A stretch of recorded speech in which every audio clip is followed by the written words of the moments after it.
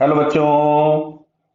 यहां अगर हम लोग देखें तो लिखा है two particles are projected with speed 4 meter per second and 3 meter per second simultaneously from the same point as shown in the figure.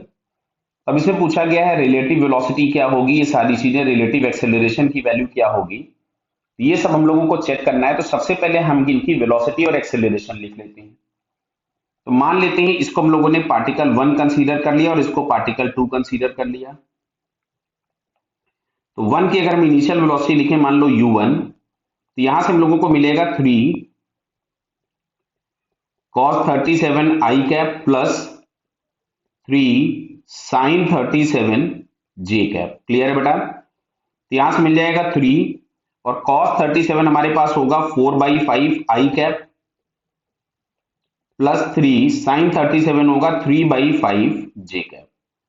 तो यहां से हम इसको लिख सकते थे 12/5 i cap plus 9/5 j cap. ये आ गया हम लोगों के पास वेलोसिटी u1। अच्छा, हम सेकेंड वाले पार्टिकल के लिए लिखते हैं। तो सेकेंड वाले पार्टिकल के लिए अगर हम लोग u2 लिखें तो u2 इज इक्वल्स टू आपको मिलेगा 4 cos 53 i cap plus 4 sin 53 j cap. Clear है बेटा? तो 4 cos 53 हमारे पास हो जाएगा 3/5 i cap plus 4 into 4/5 j cap.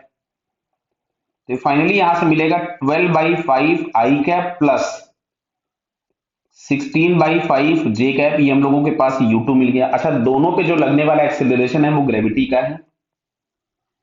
तो अगर मैं a1 लिखूंगा तो इसको मैं लिखूंगा minus of G J cap और a2 को भी मैं लिखूंगा minus of G J cap. Clear? अब बात आती है रिलेटिव वेलोसिटी और रिलेटिव एक्सेलरेशन पूछे गए हैं। तो मान लो यहां कहीं से हम लोग लिखते हैं कि velocity of 2 with respect to 1, कि velocity of 2 with respect to 1।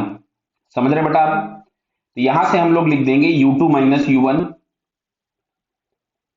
तो u2 माइनस u1 अगर हम लोगों ने लिखा तो इस सेकंड वाले में से फर्स्ट वाले को माइनस करेंगे तो आपको दिख रहा है दोनों के आई कैप वाले कोफिशिएंट सेम है, कैंसल आउट हो जाएंगे।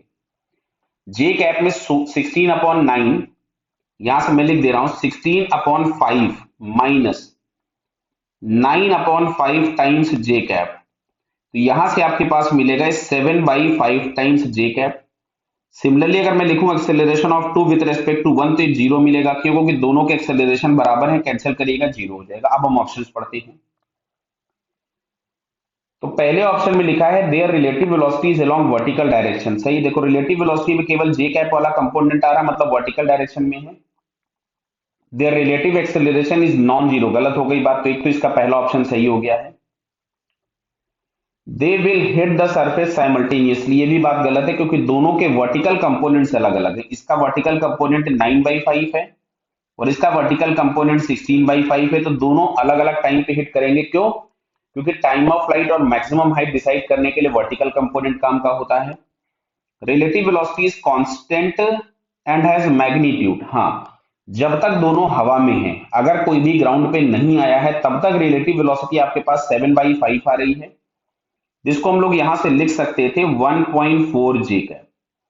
तो 1.4 इसका मैग्नीट्यूड कांस्टेंट रहेगा, लेकिन वो तभी तक रहेगा जब तक कि दोनों हवा में है। अगर हम दोनों को हवा में मान रहे हैं, एयर में, तो यहाँ पे ये फोर्थ ऑप्शन भी हमारे पास करेक्ट हो जाएगा। क्या क्लियर है बेटा? तो यहां से अगर हम लोग देखेंगे तो first and fourth these two options are correct. Okay, all the best.